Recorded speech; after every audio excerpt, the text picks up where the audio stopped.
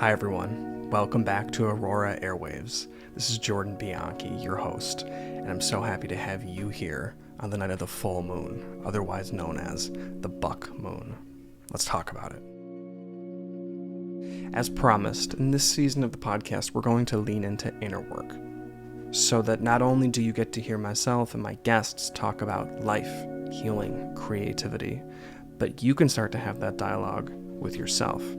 Hopefully I can give you some tools and ideas to get this part of you active and growing. On this season of Aurora Airwaves, we're not just listening to the journeys of other people. We're going to practice listening to ourselves. This is the first Aurora Airwaves reflection episode, a place for me to be able to share self-reflection prompts to help deepen your inner dialogue, help you gain more awareness about where you are in life, and hopefully let your light soar a little more freely. Tonight we're reflecting under the July moon, also known as the buck moon. In spiritual traditions, full moons symbolize seeing what has come to light, what is present in your life at this time. I'll keep this episode on a lighter side so you can re-listen. These are all meant to be journal prompts, so get cozy, make some tea, turn a little light on or a candle, take out your notebook, and go through these reflections. Have this dialogue with yourself. I'll be doing this tonight as well, under the moon.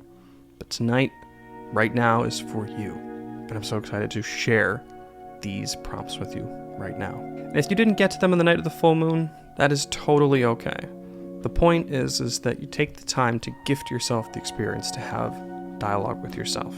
You might be surprised at what you see in your reflections. When you take your pen to paper, the trick here is to let your pen flow. Don't stop writing. I suggest for each of these prompts, write 2 or 3 pages. Let the pen flow.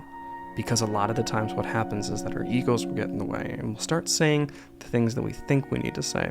And then all of a sudden, something will just pop out that we never thought we'd say, never thought we'd experience, and it's on the paper right there. And that'll take us to a new place. Don't set a timer. Don't force yourself to do anything you don't want to do, but let the Aurora energy within you guide you along, and I guarantee you're going to feel lighter. You're going to gain some clarity, and you're going to be inspired in some way. Before we dive in, if you're watching this, please give this video a like and subscribe to our channel. And if you're listening to the podcast, please give this a 5-star review.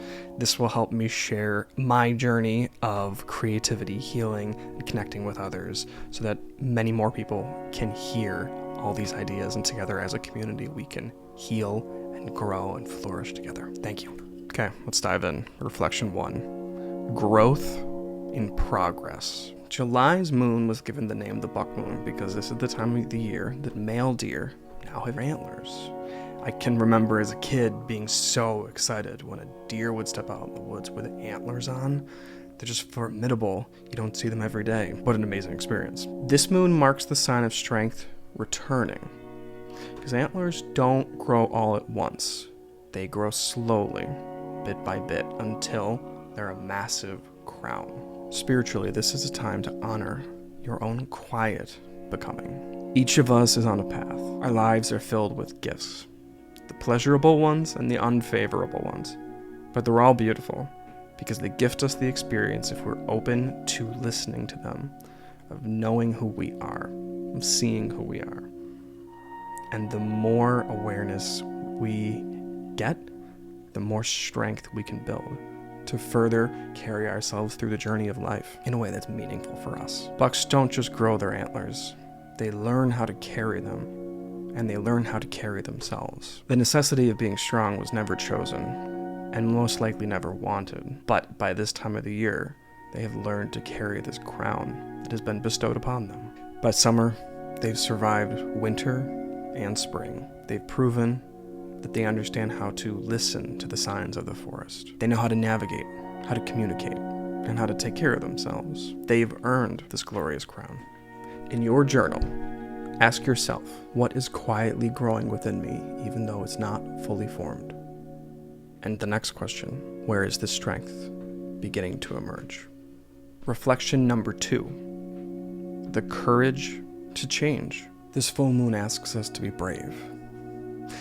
In time, all antlers need to be shed. What has grown and grown well in the past sometimes has to be let go for new growth to happen. This way, by letting go, we can go stronger and be true to the calling that we all have at some point in our lives. It's natural to outgrow parts of ourselves. Sometimes we can see wounds that are affecting multiple aspects of our lives, traumas that need to be transformed for growth to happen, old identities, limiting beliefs, and fears that no longer fit with our scope of the world. Reflect on this. Where am I being called to evolve? Where am I being called to evolve? Second question for this. What would courage look like for me right now? What would courage look like for me right now?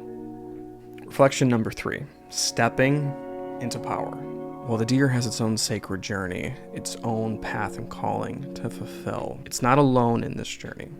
The forest itself is growing. Plants, animals, fungi. The forest is in hibernation at the beginning of the year. And by this time of the year, it is lush with life. The creeks and rivers that run through a forest are frozen. And by this time of year, they're flowing, thawed, filled with life. A very important lesson that we are all growing. Even if we're not focused on others' growth when we're going through something, this is okay. But we do not fully grow in isolation. This moon reminds us that we're like the deer. We grow with the land, with everyone and everything around us. And this is important because the deer is fed by the plants of the forest and drinks the thawed water. Without it, bucks wouldn't have a crown. We need others to support our own growth. But the trick is that we have to be open to receiving the support of others and sometimes asking for it. I'd like you to reflect on this. Who or what is supporting me in this time of growth? Who or what is supporting me in this time of growth? And our second question, am I truly allowing myself to receive this support? Am I truly allowing myself to receive this support?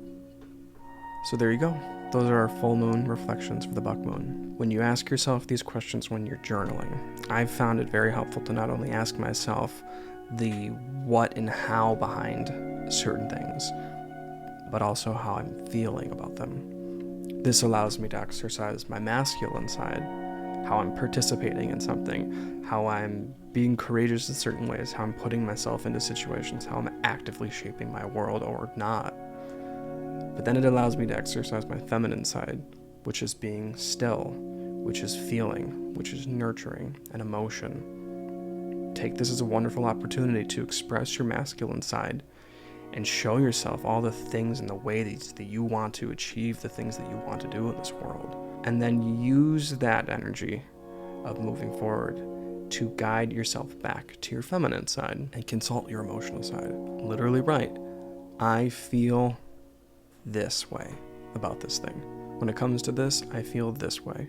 The more you practice this, just like meditation, just like yoga, like anything, your brain will start to shift and you'll start seeing ways that you can balance out your masculine and your feminine energies, which provide a lot of inner balance, which is what we're all for, because then your light can flow more freely into the world. I wish you happy reflecting, and remember to always be gentle with yourself, with whatever arises. I'll see you next time on our next episode of Aurora Airwaves. We'll be diving into a conversation with writing partnership Anthony and Kayla Cantu of Writers Spotlight, based in Los Angeles. Until then.